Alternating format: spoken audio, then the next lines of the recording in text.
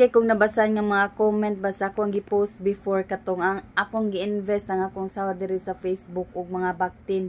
So karon guys, nagfatining ko pinaagi sa akong sahod diri sa Facebook. So hinay-hinay lang yun no. Sa hinay-hinay lang yun ang akong sahod diri sa Facebook, ako jud siyang gi-invest. Gitry lang yun nako og invest aning pagpamuhi og mga baktin.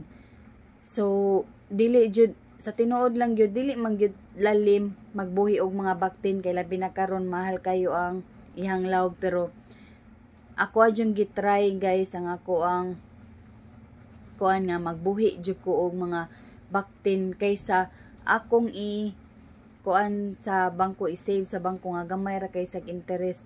Lahi ra jud kayo kung imo jud i-invest ang imong kwarta, like ingon ani nagpatining ka kay mo doble ang imuhang kwarta, i-compare nimo, i-save nimo sa bangko, gamay ra jud kay nasag interest. So karon mao na ako ang ginabuhat guys, ang akong sahod diri sa Facebook ako jud nang gi-invest karon sa mga baktin kay mao na nagfatining ko nya. Dili jud lalim nga magfatining ka kay tungod sa kamahal sa mga lawg niya. Og yes, dili kung makasahod ganita diri sa Facebook no, mas maayo jud mag-invest ta kay ngano ang ato ang pagka-content creator diri dili jud ni siya permanente.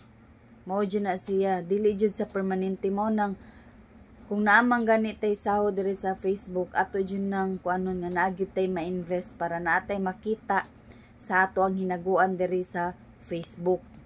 Kabalo mo guys no, happy jud kay kustanan nga sa ako ang gi-goal sa una. Pag-start pa lang nako diri as a content creator, mao jud akong gi-goal nga kung makasahod ko diri sa Facebook, dapat na jud ko'y ma-invest.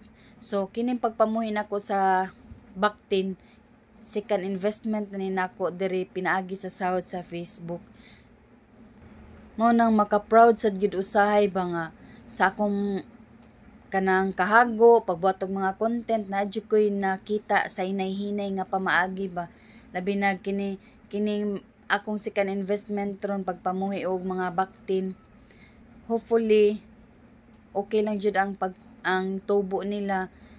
So mga ilang gyud ta guidance sa Ginoo no, kay siya ra man jud ang nakabalo sa tanan.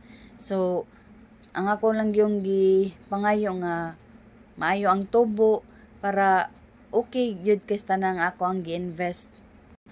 Mao nang ako sa jud i-encourage no ang mga parehas nako ba mga inahan nga nagsugod as a content creator nga kanang ipadayon lang gyud ang inyong ginabuhat, labi na sa katong wala pa nakasugod og kanang payout, ipadayon lang gyud na ninyo kay maabot ra gyud ang time nga makasahod sad gyud mo, makita ninyo ang inyong gihaguan diri sa Facebook.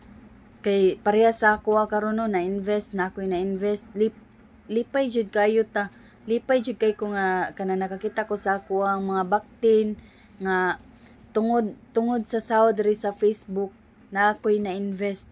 So nindot kayo sa feeling jud guys, mo nang ayo jud mo pagluya-luya kay naa jud nagpaabot nato diri sa unahan. Ug kung nakasahod man gali sa Facebook no, mas maayo jud nga naa jud tay i-invest para naagyo tay makita sa atong hinaguan diri sa Facebook, kay sa tinuod lang dili jud permanente ta diring dapita, dili jud na permanente. So mao nang sa hinay-hinay lang kung makasahod, mas maayo gyud nga mag-invest ta.